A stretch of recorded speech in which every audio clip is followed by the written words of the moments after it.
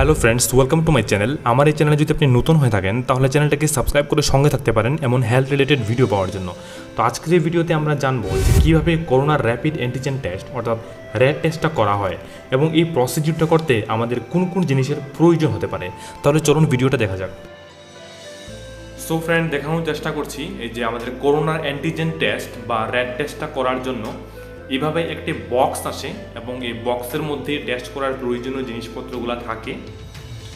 So আমি দেখানোর চেষ্টা করছি আপনাদের। এই যে জিনিসটা, এটা হলো নেজোফেরিঞ্জিয়াল সোয়াবটা কালেকশন করার জন্য যে বাফারটা থাকে, মূলত আমরা এটাকে এক্সট্রাকশন বাফার টিউব বলে থাকি এবং একটা ডায়াগ্রাম দিয়ে দেওয়া হয় যে কিভাবে আমরা কালেকশন করব। সো আমি একটু দেখানোর চেষ্টা করছি বাফারটা কি। এই যে আপনি দেখছেন ভিডিওটাতে যেভাবে, সো এটার মধ্যে এটাই হলো আমাদের এক্সট্রাকশন বাফার টিউব এবং এটার মধ্যে আমরা স্যাম্পলটা কালেকশন করি।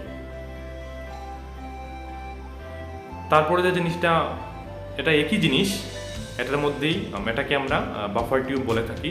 আগে যেটা দেখালাম আপনাদের এক্সট্রাকশন বাফার টিউব।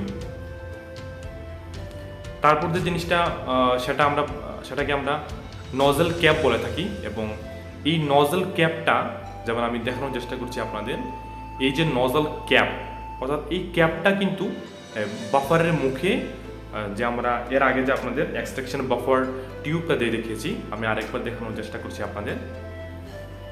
এই যে বাফার টিউবটা, এই টিউবটার মুখে এইভাবে স্যাম্পলটা কালেকশন করার পর এই ক্যাপটাকে এইভাবে লাগিয়ে দেওয়া হয়।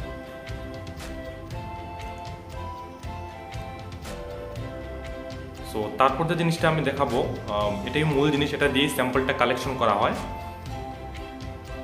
এটা হলো ডিসপোজেবল সোয়াব এবং এই সোয়াবটা দিয়ে কিন্তু পেশেন্টের নেজোফেরিঞ্জিয়াল এরিয়া থেকে কালেকশন করা হয়। এটার সামনের পার্টটা কটন এবং স্টেরাইল থাকে, এই যে এই পার্টটাই নেজোফেরিঞ্জিয়াল এরিয়াতে নাকের মাধ্যমে প্রবেশ করা হয় এবং পেছনে ধরে এটাকে ইউজ করা হয়, যে ইউজ করবেন তিনি, এবং এই এরিয়াটা দিয়ে কিন্তু মেইনলি কালেকশন করা হয়।